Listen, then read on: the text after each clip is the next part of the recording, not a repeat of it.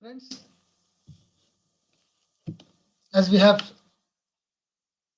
started with the discussion of deconstruction, and we are discussing on what Jacques Derrida has pointed out about deconstruction. We have seen yesterday how Derrida commented on the first stage of deconstruction, and we have discussed we have talked about logocentrism, phonocentrism. We have discussed about how this deconstruction deals with and how deconstruction points out about various things, how it talks about the Barthian.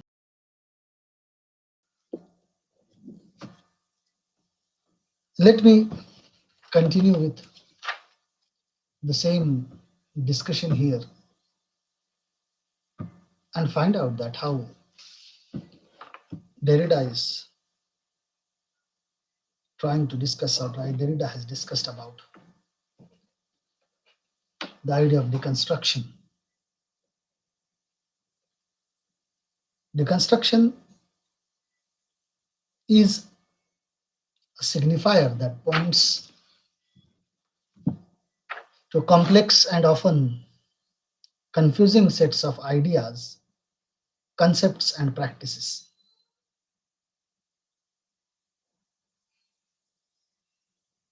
Being the leading figure in deconstruction, Jacques Derrida insists that it is not a theory per se, but rather a set of strategies, or you can say way of readings,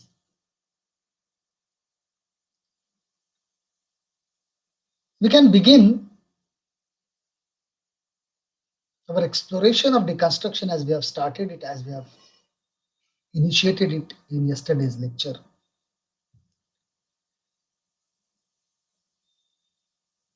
But to continue the same exploration of deconstruction, noting that, first of all, Derrida and deconstruction come from an analysis of the history of ideas in Western philosophy. And it offers critique, an alternative to many of the formulations which have been the philosophical foundations of human thought.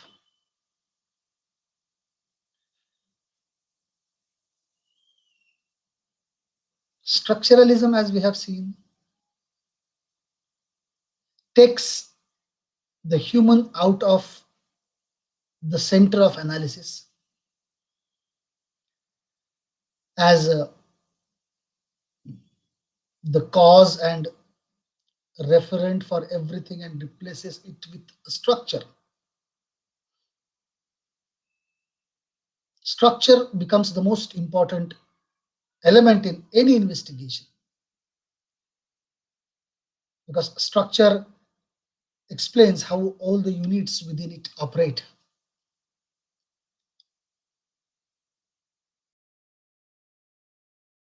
Derrida takes this idea and applies it to Western philosophy, or you can say Western metaphysics. He says that every philosophical system, every attempt to explain the relation among mind, the self,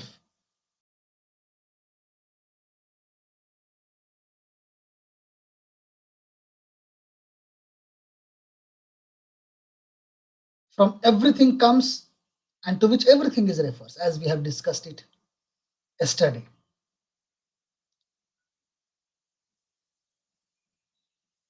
In some philosophical systems, the center is the concept of God.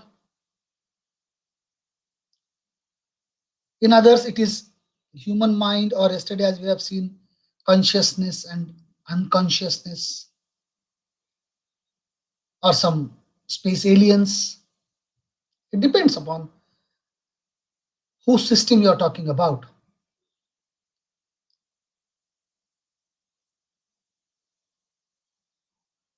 This is the first thing that deconstruction adds to structuralism. What is the first thing? All structures have centers.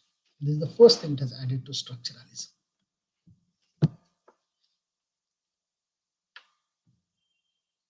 Please note it. However, this model does not work very well for thinking about language.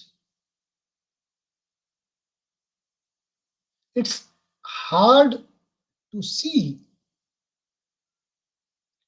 once you take human beings away as a possible center, or if you remove human being from the possible center, what could be the center of the structure of language?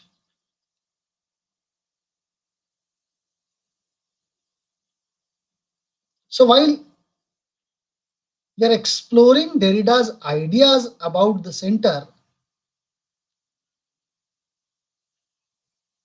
try not to use language as your example of a centered system. This is the first thing that we have to understand when we talk about Derrida's deconstruction.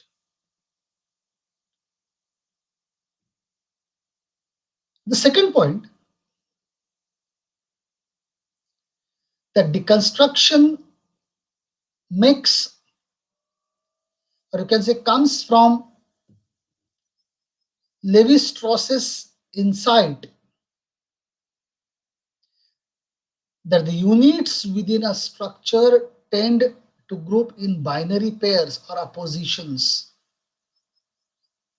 consisting of two terms placed in some sort of relation to each other.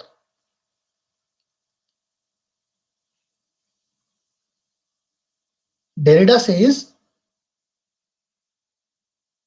that within such structures based on binary pairs, one pair is always given a higher cultural value than the other pair.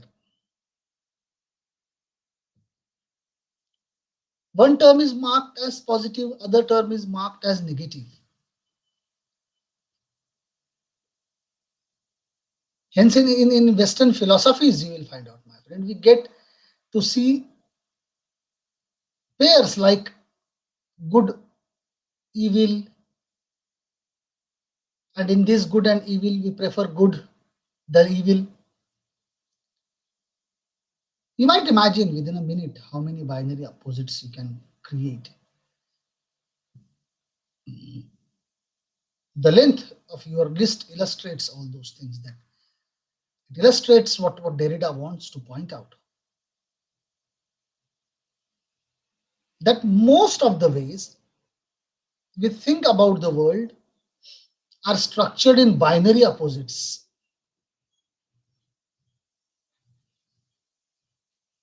If you look or name some binary opposites, it will usually generate a fairly common list if you try to list all those binary oppositions. Common oppositions we can have in our mind is about light and dark, day, night, up, down, right, left, male, female, white, black, etc., etc., etc. You can enlist so much, whatever you want. In Western metaphysics, the first term that is before the slash, light or day or up or right, male or white, something before the slash. There are two things. One is there and then slash, there is other thing. So two things divided with the slash, male, female, right, left.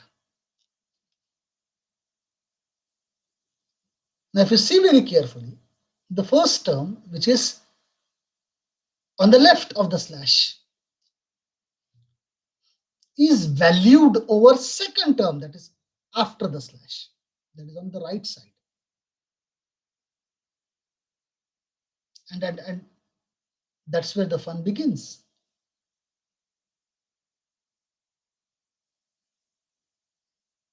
We can and we do argue about which term should be where.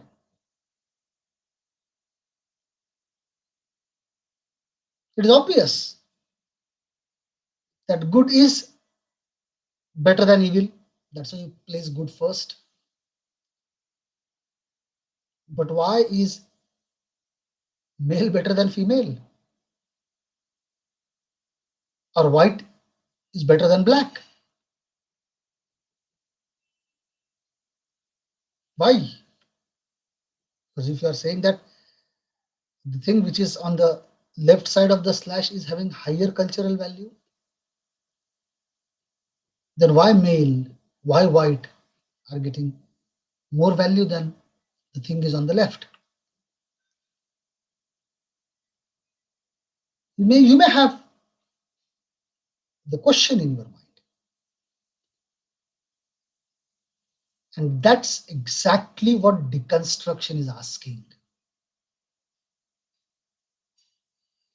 This is what deconstruction is questioning. How is that Western thought is structured primarily in terms of these binary oppositions? How is that the first term is valued over the other or the second? What would happen to the structure of Western thought if we took the binary opposites apart?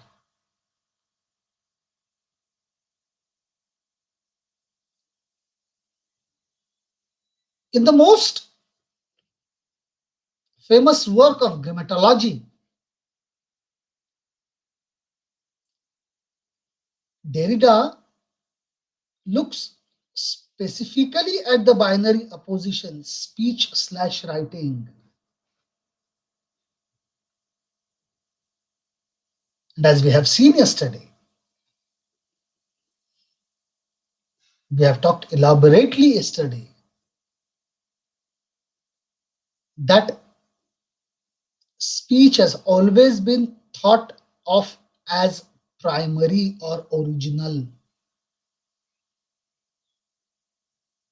while writing is just a transcription of speech or a copy of the spoken words. Derrida says that the speech gets privilege over writing because speech is associated with presence. For there to be spoken language, somebody has to remain present and speak.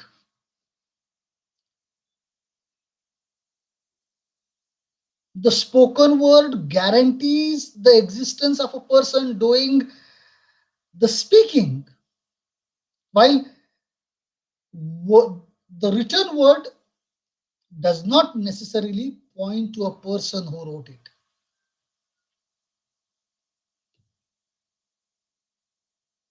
Now, the binary oppositions, speech and writing, if you say, it correlates in this way with the binary opposition of presence and absence. Please understand. Yesterday I talked it. I'm making it a little bit again simple to you to understand.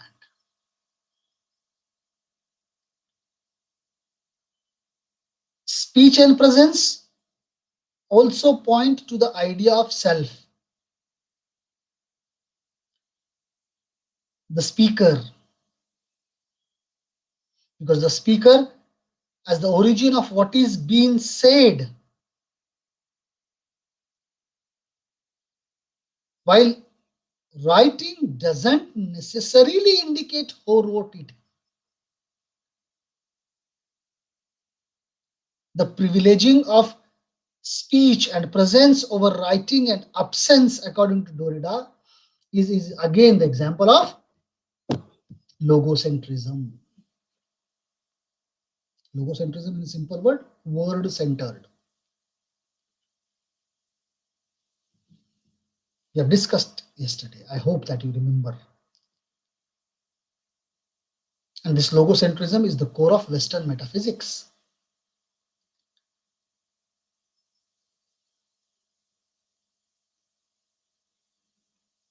Think for a moment about this line from the Genesis, that is from Bible. And God said, let there be light, and there was light. This was the sentencing or line from Bible, Genesis, chapter Genesis. Let there be light, and there was light.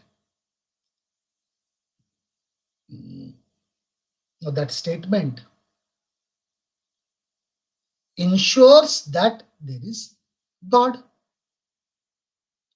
because the thing doing is speaking. He spoke. That's why there is a God.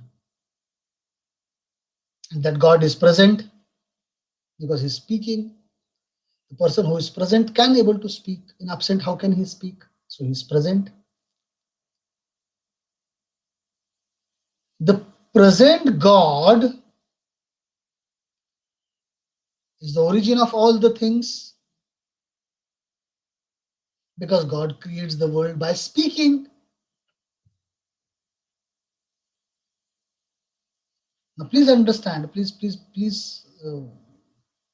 make your little bit attention towards this particular example that I am giving to you. What is written in Genesis? Let there be light, and there was light. Who spoke? God. That means speech. It is a speech. Speech means the person is present. That means God is present. And why is present? Because there is a speech. And the present God is origin of all the things, because God creates the world by speaking. This is what the Bible says, not me. Please make it clear. This is what, for example, we are taking it, because we're talking about Western metaphysics. Somewhere by the end of our lectures on deconstruction, we'll talk about how deconstruction works in India also, how deconstruction is a part of Indian philosophy also. We'll talk about that also at one stage. But right now, to understand, now, if you minutely pay your attention towards what I said right now, what God creates is binary opposition. What God creates binary oppositions. How? Starting with the word light.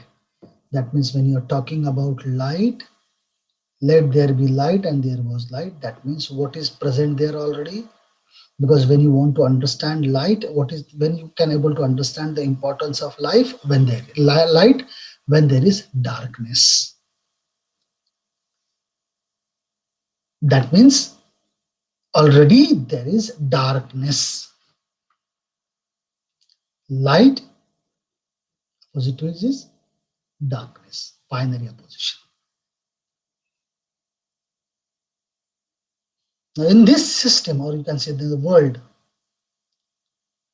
God is center and the creator of the structure of binary opposition. within which everything that exists takes its place on one side or the other side of the slash, presence and absence. Yesterday we talked about presence and absence also. So if you think again of a list of binary oppositions, this time with philosophical concepts in mind, being slash nothing, or reason slash madness, or word slash silent, or culture slash nature, mind slash body, self slash other. Each term has meaning, which Saussure called as a value. Each term is having a value. Now, when it is having value, it is a value in reference to the other word. One word is not having value. It is having value.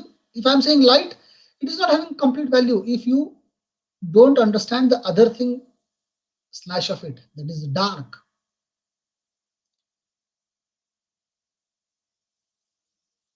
Being is what is not nothingness. Reason is what is not madness. Word is what is not silence. White is what is not black. The absence give meanings, value in Sassorian term, value.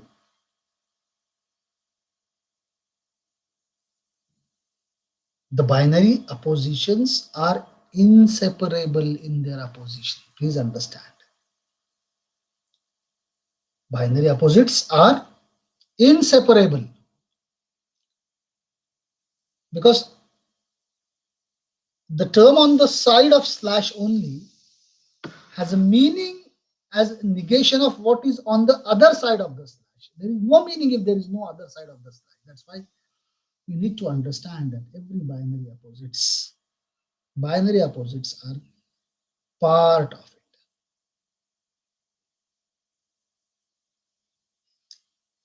Because of the favoring of presence over absence in Western thought, especially, speech is favored over writing. And if you see very carefully,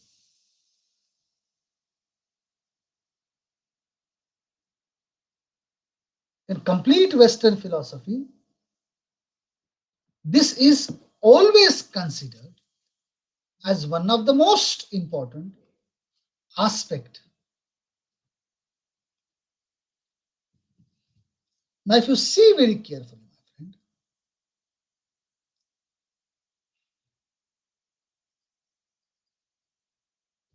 Derrida, when he's talking, arguing, merely tries to examine the Saussure's ideas on language and points out that Saussure is not so sure of what he says.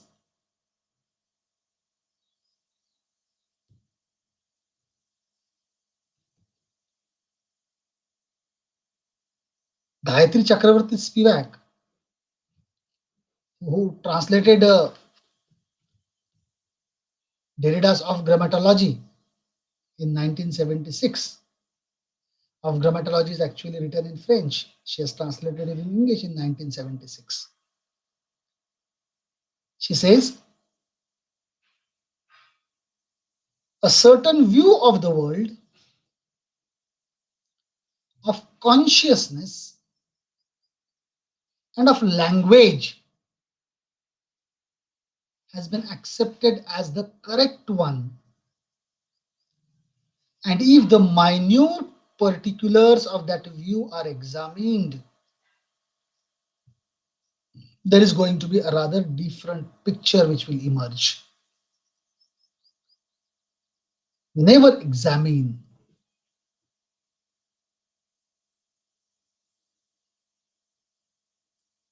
Derrida argues that Saussure, Ferdinand de Saussure, like Aristotle, Plato, or Rousseau, takes speech as privileged because of its self-presence. He gives example of Rousseau because Derrida examines Rousseau's very famous work called Confessions.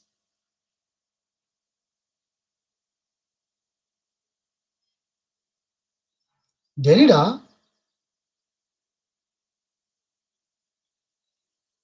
in his examination of Confession, pointed out that Rousseau says writing is a dangerous supplement. Please understand what Rousseau said. Writing is a dangerous supplement, an addition to the natural resources of speech, a necessary evil. That is what Rousseau says. Writing is a dangerous supplement, an addition to the natural resources of speech, a necessary evil.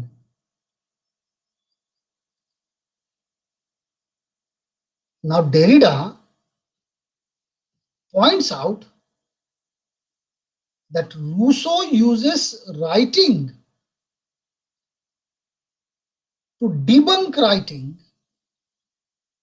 and denounces that the very idea or the very means by his own ideas are set down for others to read. Because you're forcing others to read.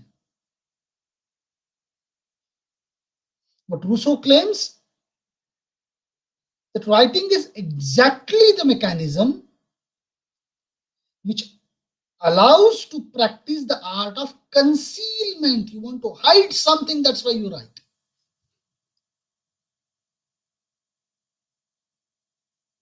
This is what Rousseau says, and Derrida pointed out very categorically, and that's why he gave a little bit of importance to speech than writing.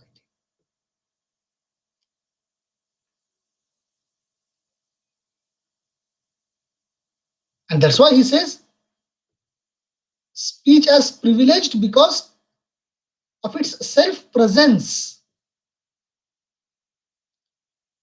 Rousseau says that it is not just speech alone that is privileged, but the presence is privileged over absence.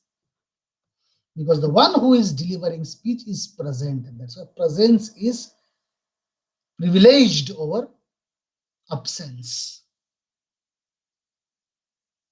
Derrida says, in response to what Rousseau pointed out, he says, voice becomes a metaphor of truth and authenticity. Voice becomes a metaphor of truth and authenticity, and writing, on the contrary, destroys the ideal of pure self presence. Because once you write, you are destroying the idea of self presence.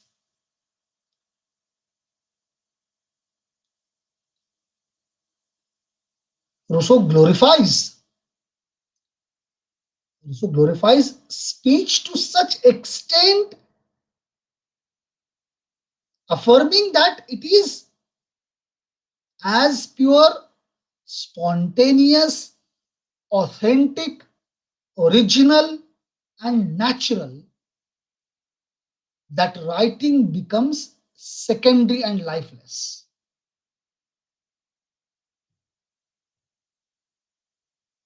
That there's the idea of phonocentrism, that what we have discussed yesterday,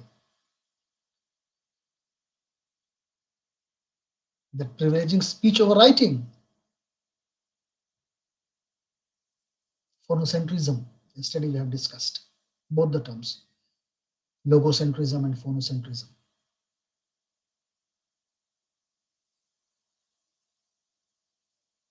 Through privileging the spoken word,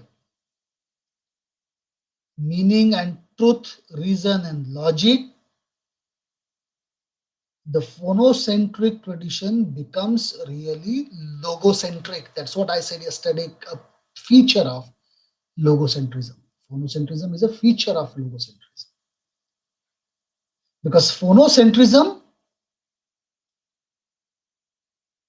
is really, in fact, is a logocentric. That's why what is actually privileged through phonocentrism is logocentrism.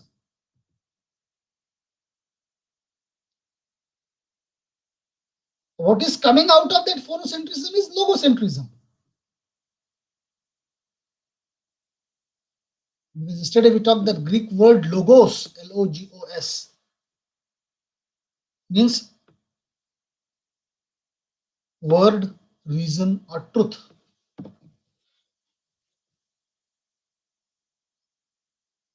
Now, if you see the phonocentric slash logocentric tradition, this phonocentric and logocentric tradition spans in philosophy from Plato and Aristotle to Heidegger, Saussure, Levi-Strauss, and structuralism and post-structuralism. This idea of phonocentrism slash logocentrism.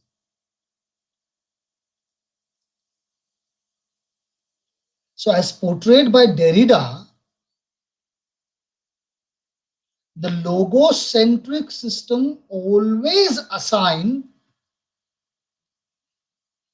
the origin of truth to logos, the spoken word, the voice, or the reason, or even you can say the word of God. There is light and then there is light. Let there be a light and then there is light. Word of God.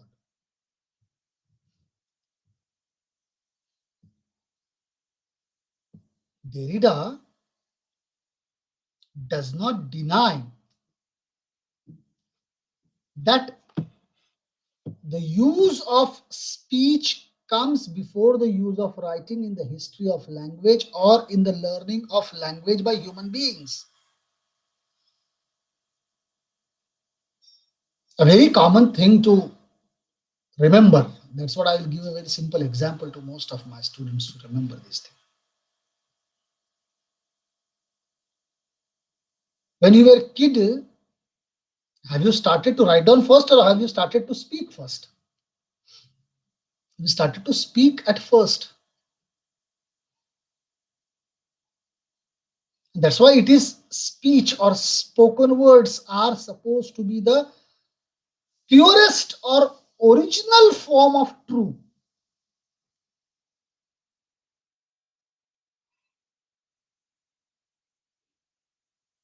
Please understand there is a distinction between historical and conceptual priority.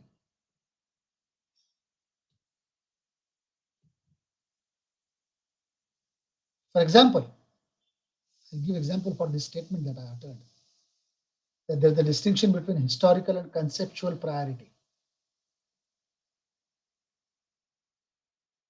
In mathematics, if you see in mathematics, historically, the counting was done with stones or sticks or bones.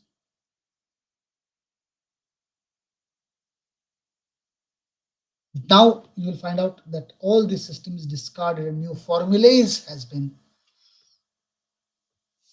come into existence. Now we do not bring in historical priority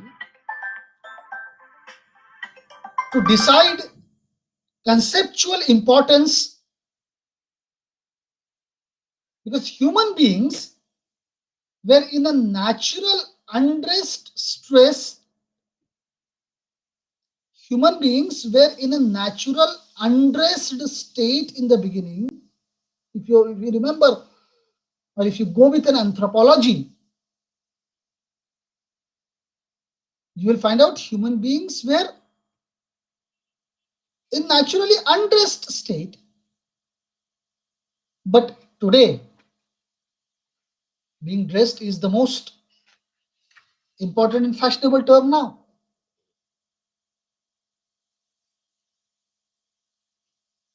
That means every time historical priority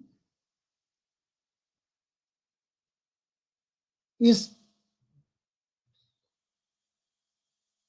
different than conceptual priority.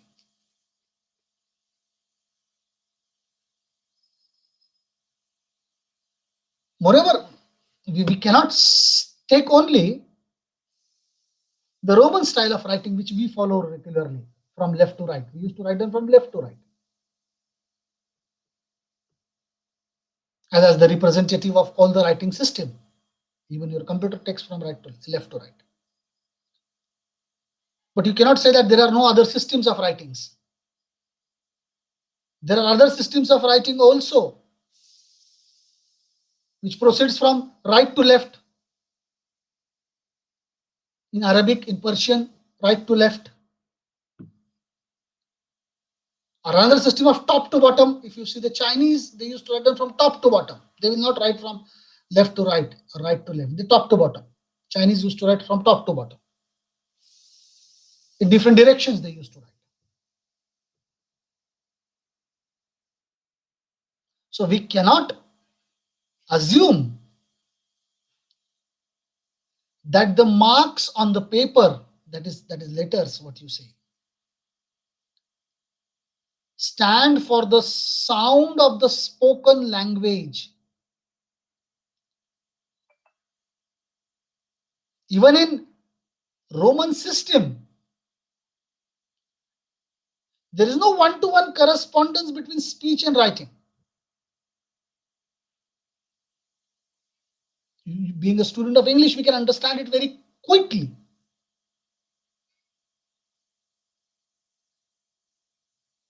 What we speak, we will not write exactly the same when we start to write it.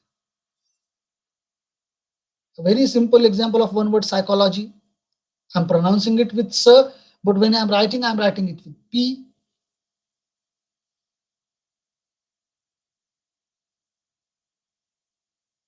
When I'm talking about color, I'm using C for color, but when I'm talking for kitchen, I'm using K for it. So the marks on the paper, what you write, does not stand for the sound of the spoken language. Even in the Roman system which we used to follow, there is no one-to-one correspondence between speech and writing. That is also different. Moreover, in writing systems like Chinese or Egyptians, the writing style is called as hieroglyphic. Hieroglyphic. Hieroglyphic. Hiero means sacred, glyphs means carving. Or ideogrammatic writing systems, where the script precedes the development of phonetic or alphabetic scripts.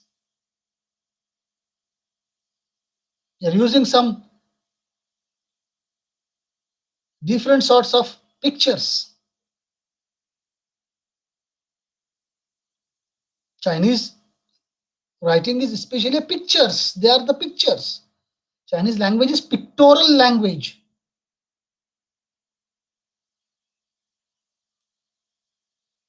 So usually writing, as we know, started with pictures and ideas and later on developed as picto, ideo, phonographic. Picto, Picto, dash ideo, ideo, dash phono, phono, dash graphic. These are the writing system developed slowly. Some believe that writing existed before human beings were created. Some believe in this way.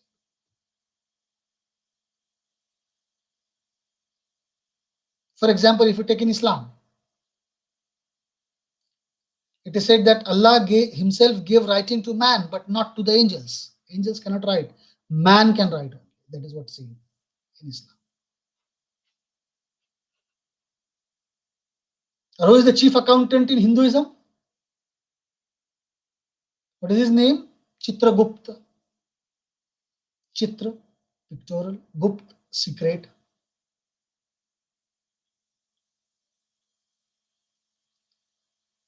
Linear writing is only one form of writing, and word writing has several other meanings. You can find out several other meanings.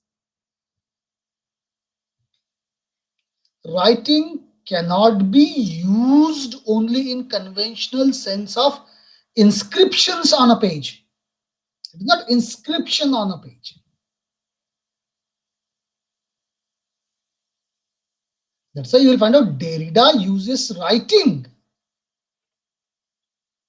in its narrow sense as well as broader sense to indicate all systems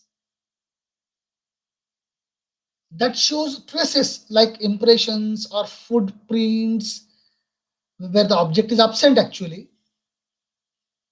He tries to indicate all systems that show traces, thinking, or interior speech, or anything that is precedes exterior or actual speech. In a broader sense, my friends, arche-writing, what you write, supplements perception before perception even appears to itself. It is a supplement. It supplements the perception before perception. What is the perception you are having for certain things? The writing will develop its own perception. So in Derridian deconstruction, writing in the sense of traces, it has to be traced. It exists always, already before perception. What you perceive, what you understand of something, it exists before that. And its presence alone is what we understand as speech. Its presence we can understand in the form of speech. So trace, Trace, is writing in general. Trace, because when you speak, you find something in your mind. You trace something in your mind. You cannot say that I'm speaking without having anything in my mind. No, something is constructed in your mind, and then you start to speak. You will not speak simply because you want to speak. No, there is something that you keep in your mind, and that is what. If it is not written form, please understand there is absolutely different thing. What I'm talking about, I'm not talking about writing in the format that I have said to you. Writing is not to be used in a narrower sense. It is in a broader sense. Derrida is using the writing because you perceive something, and this perception is okay. I want to speak on certain XYZ issue. So I have to perceive something about X, Y, Z in my mind, and then I can able to speak. That means there are traces. And that's what Derrida is saying. Trace is writing in general, and it serves as foundation for the speech. It serves foundation for the speech. And that's why you can say, my friend, Derrida here reverses speech writing hierarchy, which he called as a violent hierarchy. He is reversing this hierarchy, speech writing hierarchy, and privileges writing. He privileges writing because there is some traces. Traces is a form of writing. That's what Derrida used to say.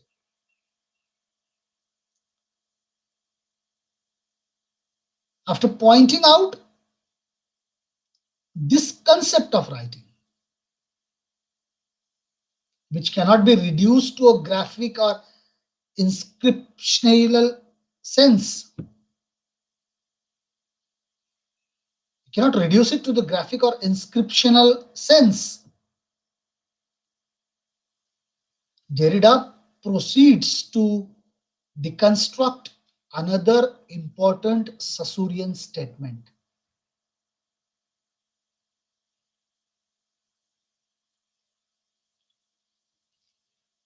If you see what he tries to deconstruct in Saussurean statement, but Saussure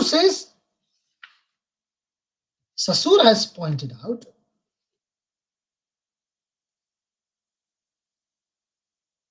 that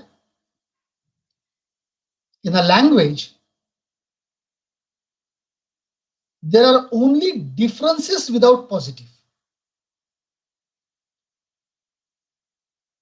Differences without positive, that is positive terms, that is fixed terms. Now, if you remember, Saussure's difference operates at two levels. We have seen those two levels. The two levels are signifiers and signifieds. Signifiers are form of expression or words that you use, and signified is the concept.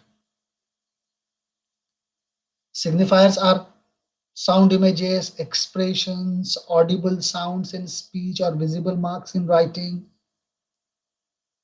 and signifieds are concepts. If you understand, if you remember what we discussed in structuralism, both signifiers and signifieds are purely differential.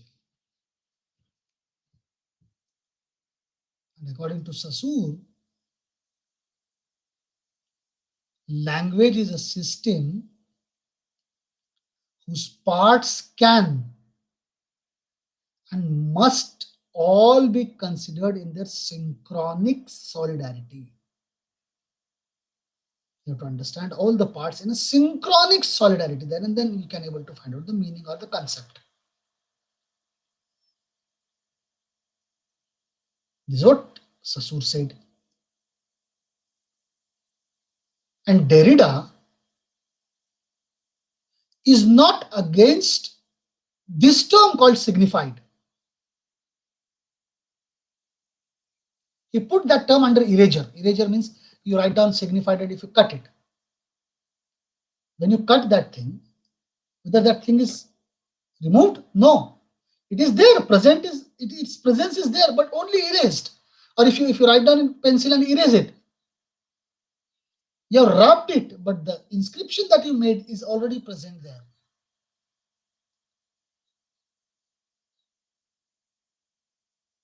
So what Derrida is pointing out, he put the term signified under erasure.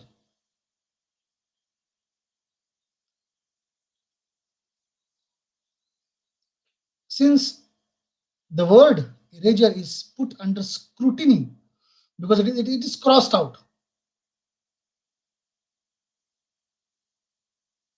Since its existence is remaining, it is legible, but it is crossed. Derrida argues that difference will mean presence. That means both the entities are present. If you cut it, there is presence. It is present there. And if you write down something, it is present there, but you cut it. But not everything is present in the language system. Please understand this. Everything is not present in language system. What is present is elusive.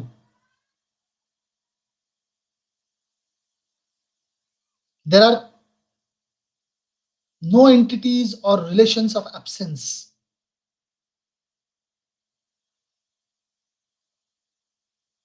I'll make it simple to you to understand. For example, look up the dictionary for the meaning of the word meaning itself. Take, for example, concise Oxford Dictionary. And if you try to define the word meaning there in that dictionary, the word follows in a circular manner.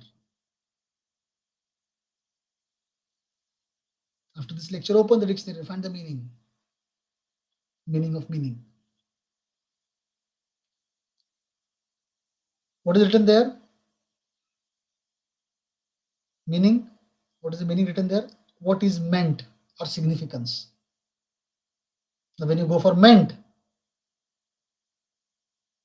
because meant is coming in the first line, meaning if you're trying to find out what is meant or significance, then meant, what is the meaning of meant? What it means. What is the meaning of mean? Mean is signify, have in mind, or intend. So if you go for significance, significance means being significant, or meaning, or import. And if you go for significant, having or conveying a meaning. What Derrida is saying, it is in a circular manner.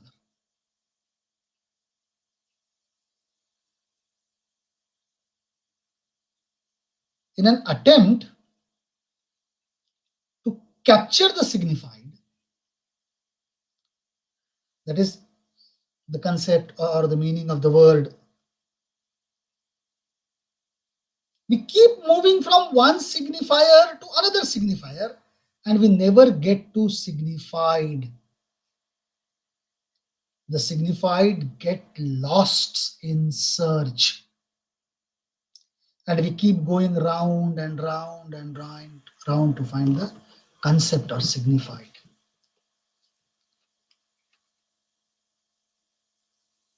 Now one can easily mark the circularity of signifiers and how signified or meaning slips beneath the circularity of the signifiers.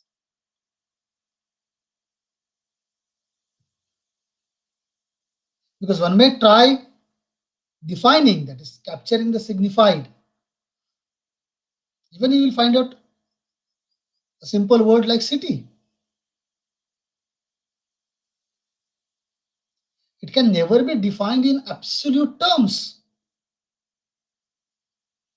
City can be using population, area, or civic amenity, etc., etc., etc. We can only say it is a larger town. But again, if you want to find out, you have to specify the word town. Then we can say it is a large village. Then again, you have to search out the meaning of what is meant by village. Now, this clearly shows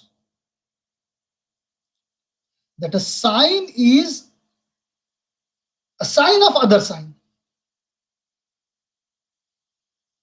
A sign is sign of other sign with no fixed meaning or signified. There is no final transcendental signified. The meaning of meaning is infinite in its implications. the indefinite referral of signifier to signified. Now, Derrida points out that in everything, there is word, text, context, whatever it may be,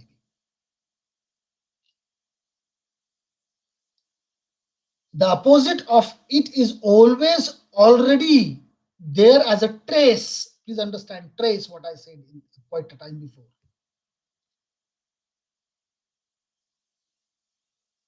He refers to a very interesting Greek word called pharmakon, Pharmakon. This is the Greek word he uses, which means both remedy and poison. Pharmakon means remedy and poison. You can cite several examples like model, which means a copy of the original as well as the original, because a model in a fashion show, if you carefully see, is the original form which the others are expected to copy. Later on, it is going to be copied. Manish Malhotra is not designing all the dresses. It designs one dress, then later on, all the dresses are going to be the copy of that dress. Thus, elements or entities are never fully present because language is a state of dissemination. Dissemination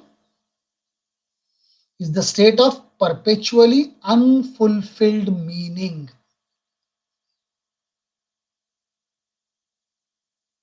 Dissemination is the state of perpetually unfulfilled meaning. So Derrida has no use for differences inscribed once and for all in a closed system or in static structures. It has no use for differences. He coins the term called difference. Difference to express not only difference but also the endless deferment, defer that we have found it out. Yesterday we discussed to differ and to defer. He coins the term difference to express not only difference but also the endless postponement, the endless deferral. According to Derrida, language is structured as an endless deferral of meaning. Language is structured as an endless deferral of meaning, and any search for the essential or absolute stable meaning must therefore be considered metaphysical. There is no fixed element, no fundamental unit, no transcendental signified that is meaningful in itself and escapes the ceaseless interplay of linguistic deferral and difference. The free play of signifiers will never yield a final, unified meaning that in turn might ground and explain all others. That's what Derrida says. I read original Derrida. This unstable condition